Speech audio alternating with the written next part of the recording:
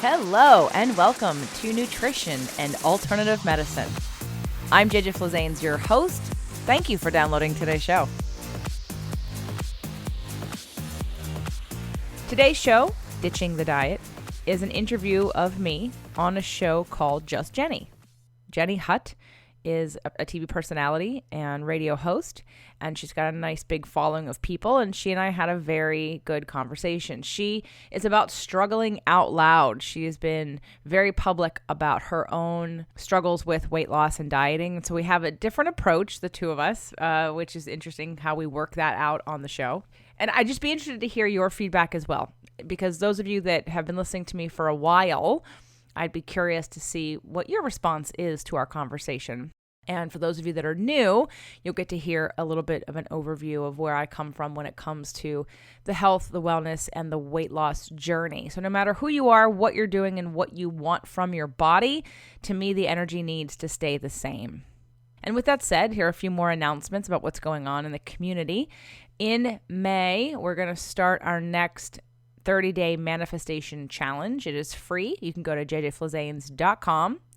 There is a blue button that says free tools and resources. You can click through there and register yourself for the next free 30-day manifestation challenge. Again, that's in May.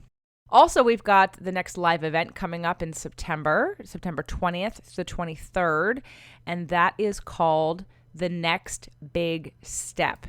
It is the next big step from releasing what weighs you down. And for those of you that were at that event, many of you have already signed up for the next big step. There is a payment plan. The early bird pricing is available till March 31st, and then it goes up by $100 as of April 1st, which is still a discounted rate from what the end price will be. But I've made it easier on your pocketbook with a 5-month payment plan. There are hotel rooms that can be shared. Many people saved money last time getting a roommate and made some really great friends, because having this kind of community to support your growth is really important for long-lasting change and for building momentum. Another announcement that I made last week about the next big step that you'll hear in the near future here on the show is we're actually going to address money and the energy and the management and the investment and the usage of money at the next big step. Money is a new thing for me to put into my repertoire because it's not me who's going to be educating about it. I'm bringing in Melanie Benson-Strict. She is a business coach and has been for many years. She's got a podcast called Amplify Your Success Podcast.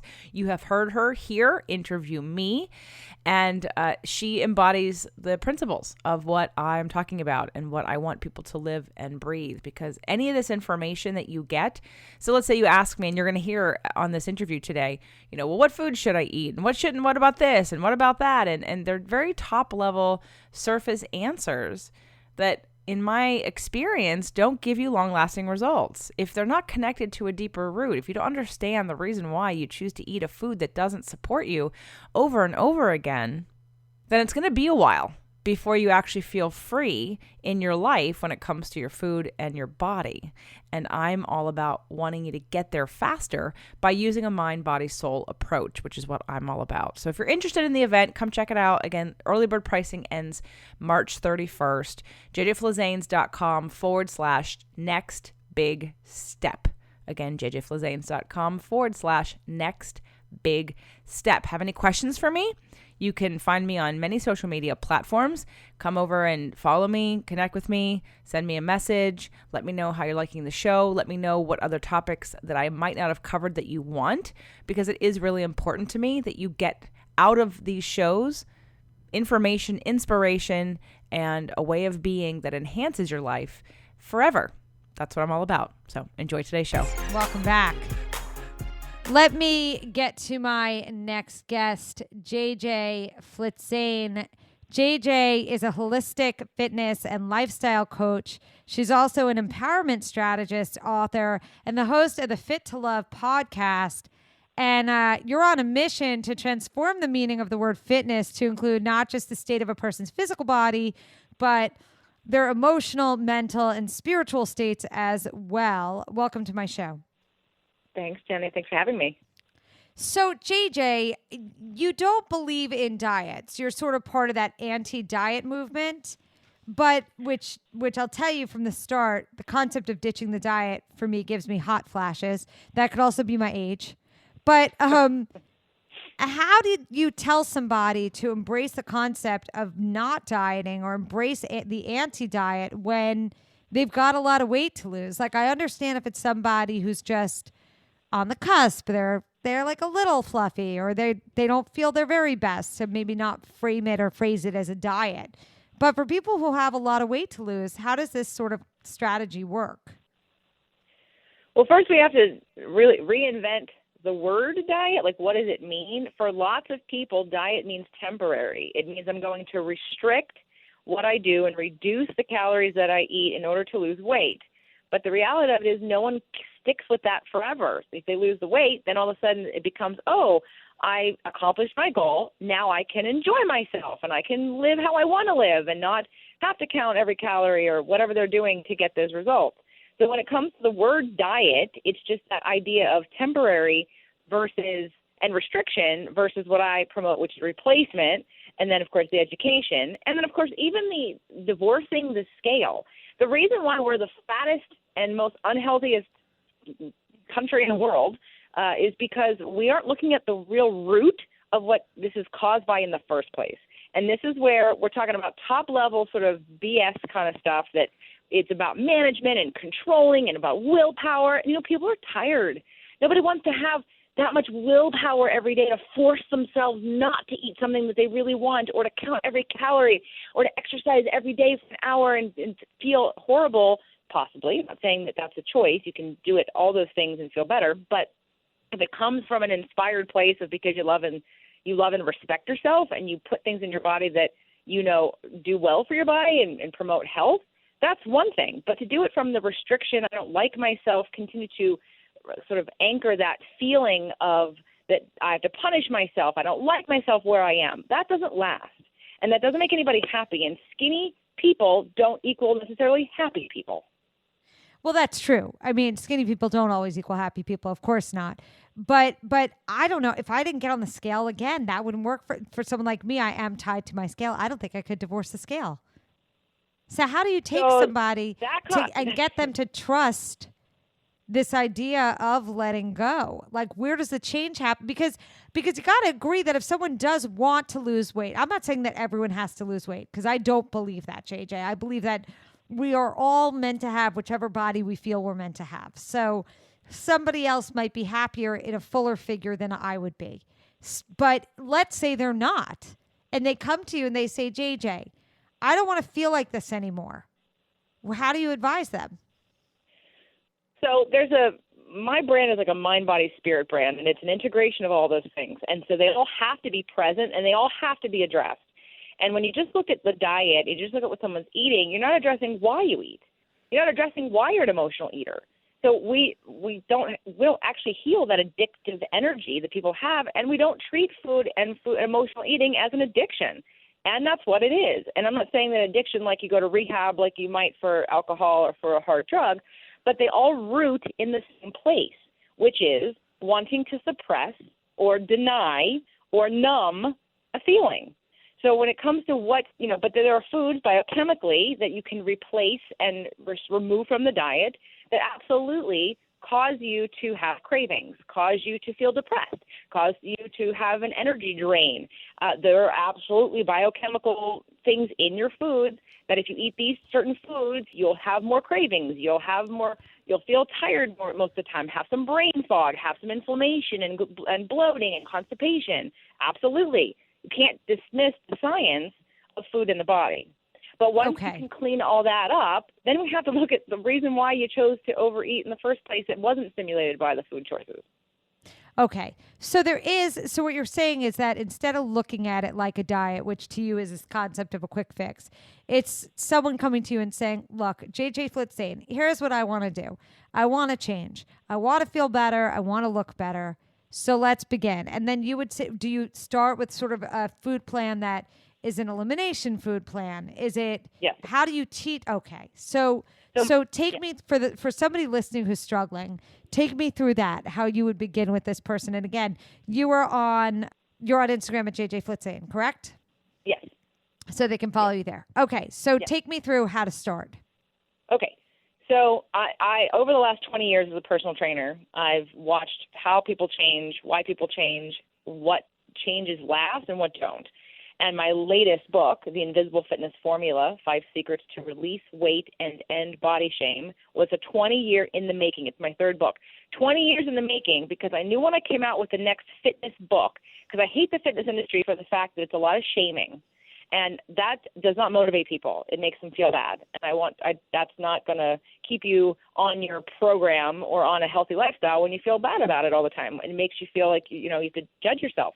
So it's a very specific 5-step and 5-secret process. And the first 3, absolutely, without a doubt, you can't deny the science. So the first part definitely is looking at the food, looking at inflammatory foods, things that create leaky gut for you, which create digestion issues, things that hold on to water weight, foods that stimulate cravings, foods that create brain fog, foods that just do not help you on this journey, that keep you, besides cravings, that keep you hungry and not feeling satiated. So, of course, we have to look at what you're eating. And when I use the word diet, if I say to somebody, what is your diet? Meaning, what do you eat? And that could be anything. But it could also be, very specific, but it's not, are you on a diet? When someone says I'm on a diet or I have to go back on my diet or I got off my diet, again, that tells me that they feel restricted. This is something that is not part of their daily lifestyle for the rest of their lives. It is temporary, and that's what I mean it's not going to work. So we have to look at the food. We have to. Once we clean that up, and now you have energy, you can sleep better, you've lost a few pounds of water weight, you don't have cravings anymore. Your body feels better, you don't have any skin issues, maybe you've lost some pain in your joints. Okay, now you're feeling clearer. Then we have to move to the exercise part. And then the exercise part has to do with smart exercise. I was director of education for New York Sports Club when I was 21 years old. There is not a lot of science, real science, being used in some of the personal training, maybe in the certifications they are, but a lot of trainers aren't certified past like a weekend. There's not necessarily a degree or a PhD that a trainer could get about learning about physics and resistance training for your joints. So we have to look at metabolism and how that works, and then how your hormones play into that based on your age. Are you doing the proper kind of – I'm working with a woman right now. I'm her 9th trainer. And when she came to me, she was working with another guy, and she said, I'm not happy with my program. I want to be building muscle, and I'm not getting results. And I said, well, tell me what you're doing. And she did, and just like every other person I've talked to, she's not doing a building muscle-specific program. So, of course, she's not going to be getting what she wants because she's not doing the right things. But it amazes me because after 15 years of being with trainers, everything I've done with her is new. And I'm like, what are people doing out there? There's not a lot of science-minded, like real science-minded in the physiology area and biomechanics to preserve your joints. So we have to look at exercise. And then after that, we move to one more thing, which is, again, the endocrine system and your hormones and your neurotransmitters and all of the sort of brain chemistry and body chemistry things going on. Now, after we get through the science, then we have to move into the deeper things, the mental and emotional and spiritual concerns that keep you wanting to grab food when you're upset or some kind of substance or shopping or whatever it is, some kind of it's alcohol, whatever, technology, workaholism. We can't deny that everything we do is in response to how we feel. And how we feel has to do with what we interpret when we either observe something or think something. So we cannot get around the emotional connection to all of it. But I want people to be in a physically ready state, meaning that they're not being, there's not cravings happening because they're eating certain foods, or their hormones aren't crazy, or they're not sleeping, so they're feeling really bad and they want to reach for something. I want to make sure that you're sort of in balance scientifically first, then you're clear-minded, stable, and ready to go a little deeper because you have to. Right. I like that. Let me go. Can you mind taking a call? I have someone named Patty who wants to talk to you. Is that okay? Yeah, that's fine. Okay, cool. Patty, you're on with me and you're on with JJ Flitzane. What's going on? What's your question? My question is, JJ was saying that there's a reason why you're eating what you're eating. Well, something's going on in your life. And I want to know, is it possible that you just enjoy pasta and you just enjoy bread or, whatever it is? Sure, absolutely.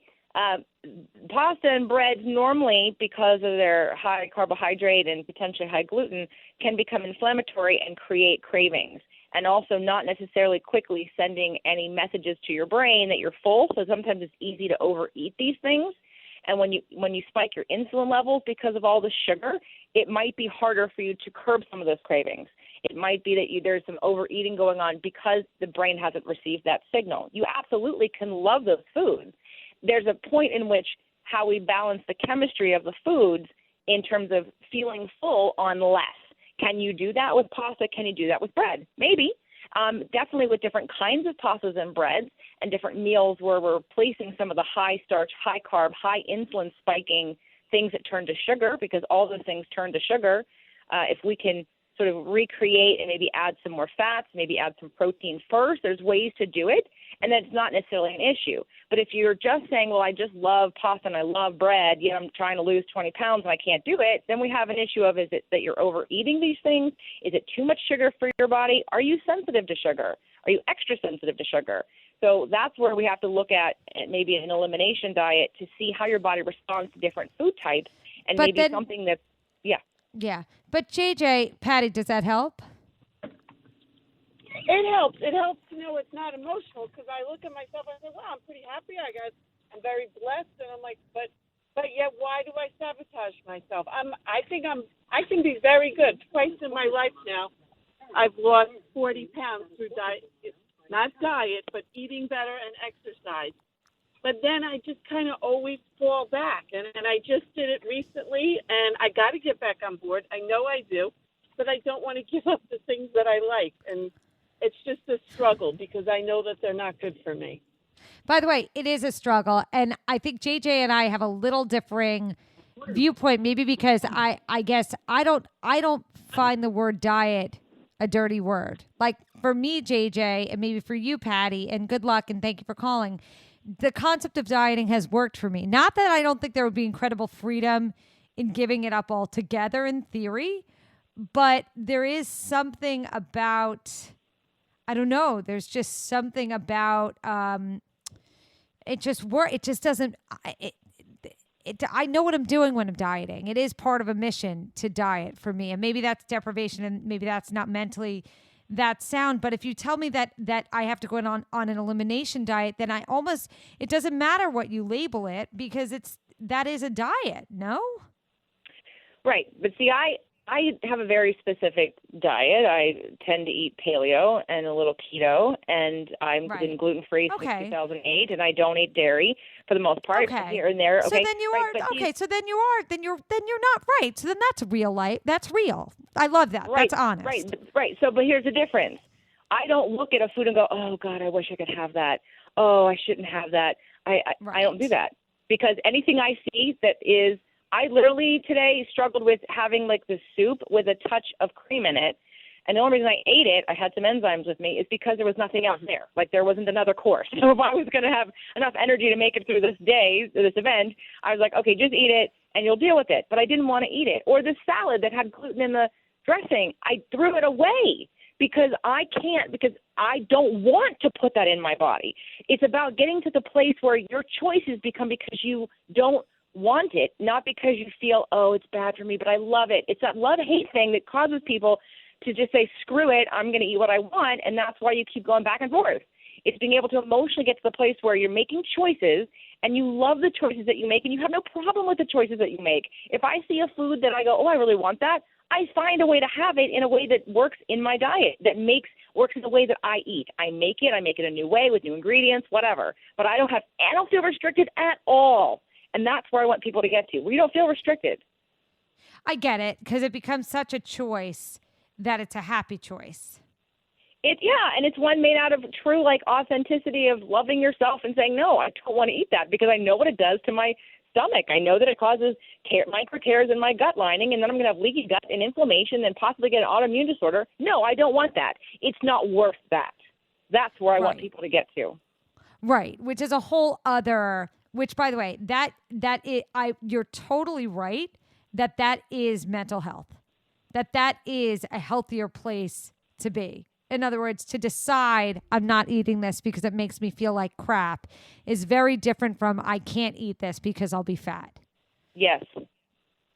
How do you get people to tap into their reasons for eating, or their reasons for being so attached to the food? Well, it's a process of usually a little bit of time with somebody in different ways. Like I've done 90-day programs over the course of like once a week with people over Skype. And by the end, I had people that had been on programs for 20 years, different programs. And at the beginning, expected me to weigh them in, to ask if they lost weight, to have them calorie count. So I didn't do any of that stuff. And by the end, people were really saying, oh, my God, I didn't realize I had issues. Like I had issues with food or emotional issues that I was repressing, because we get so wrapped up in our day-to-day stuff that we're not looking at all the patterns and habits that were created that are causing us to not want to feel. And that's where it comes down to. So that program gave me 3 months with people to sort of take them through a process. I've got a live event coming up in January where it's going to be a 2.5-day event. That's going to be a process with actual exercises. If I'm coaching with somebody, again, like you asked me, how would I start with someone? Well, I'm not going to start in with the emotional stuff unless you're coming to me for the emotional stuff. If you're coming to me for weight loss, then I'm going to start with the process, the food stuff. Like I'm going to get all the other things in line first, get you ready, and seed it, and then go a little bit deeper into some of that other stuff. And I use everything from astrology to birth order to psychology about your, how you grew up and traumas and triggers. I use all of it depending on what you're ready for. But it's about uncovering and peeling back the onion to find out what is that core thing that you don't want to feel. And then you're going to have to feel it at some point to release it in order for you to feel free of it, so that you're comfortable in your skin and you love yourself, and that you love yourself no matter what you do. And there's no right and wrong, and there's no self-abuse, and there's no feeling bad about yourself. Well, I think that's really, yes, there doesn't, see, I think we are on the same page in that when you are changing your food plan, adapting how you eat, or figuring out what's right for your body, it doesn't have to be the kind of thing that makes you feel like crap. Right. We can look at it, right. We can look at it as a game, as something empowering, as something that we're doing because we love ourselves, rather than saying like, I'm not eating the cake because I hate myself and I don't deserve to have cake. It's the opposite. You're saying, I'm not eating the cake because I love myself so much. I'm not going to make myself feel crappy by eating the cake. I don't want to feel like shit. That's a totally different way of looking at it. And is it worth it? And not even I'm not going to eat the cake. I'll eat the cake tomorrow in a different way. I'm going to go home and make the cake in a way that my body will receive better and that makes me feel good. That I know every ingredient and it supports my body versus hurts me and puts me into cravings and, overload of sugar and feeling bloated and constipated and, and all that stuff, and causes leaky gut. I mean, I want you to eat the cake. I just want you to eat the cake that's better for you, that tastes as good, that you can feel good about, and you're not going to overeat it because there's nothing in it that's going to cause cravings. But wouldn't you agree, though, not everybody is meant to be paleo, or not everybody is meant to be vegan, or not everybody, like, I feel like we all have different ways that we do best eating. I don't do well on paleo. I don't. Yeah, I think that you have to find what works for you, what makes sense for you. There's so many factors in choosing what works for you. I definitely recommend people try different things. Like when I tried keto, I loved it because I wasn't hungry and because I love all the foods that I could have, and I loved all the new things that I was trying. And so it's not necessarily something that I would do every day because it's hard to do every day, especially if you travel and you're not cooking all your food all the time. And I do cook a lot, and I've got a cooking show, and I teach people how to do these things easily in their kitchen, and they can have it for days. But I prefer to help people find whatever works for them. But there are some basic biochemical principles you can't get around. Okay, things turn to sugar. So if you're on a vegan diet and you're eating a lot of starch, you might gain weight because if you're not properly sticking in enough fat and good protein, then you're always defaulting to carbohydrates, and that turns to sugar, which may spike your insulin, and it may cause you to, lose weight, be harder for you to lose weight or release that. Right. But again, yes, I'm not going to try to tell a vegan to eat meat. I'm going to work with a vegan to help a vegan do it right so that they feel great and they're not going to gain weight. So they can do, because I have worked with a bunch of them that go vegan for a couple of years, gain 30 pounds and go, what's the problem? And then come back. Of course. No. I agree. I go back and forth with being vegetarian and being vegan, and the only time my weight is low when I'm vegan is if I'm really not eating starchy foods. I can't spend my life eating pasta, going too into the sugar. So I do better with some egg and some certain foods I have to add in that have some animal proteins in them, but I won't eat flesh at this point. I just am not comfortable with it. But I agree with you. It's very hard to stay. if you're somebody who leans toward sort of the eating of the starchy and the mushy and the yummy vegan type food, then yeah, it's not gonna just make you skinny. You have to be conscious and mindful like anything else. So you yourself, you don't weigh yourself. You subscribe to no scales for yourself as well? I know. I weigh myself occasionally. And my Okay. rule of thumb for people weighing themselves is you weigh yourself when you feel good.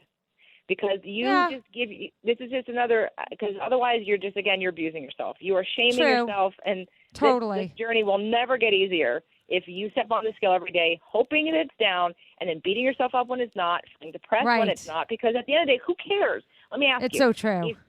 Let me ask you, if you could have visualized yourself in your perfect body in your body, meaning like not like if of somebody course. has Yeah. larger hips, they're going to Yeah, be cut of in half. course. Okay, if you had like what you think is like your perfect body, but you weren't allowed to know what the number was, or would you take that, or would you take it's a number that you want, but it looked bigger than that?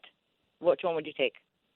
The perfect body, duh. Exactly. Right. So the number is arbitrary half of the time, and then the other half of the time people are getting upset about a pound here and a pound there, and they have no idea what their body fat percentage is, if that was water weight, if they're losing muscle.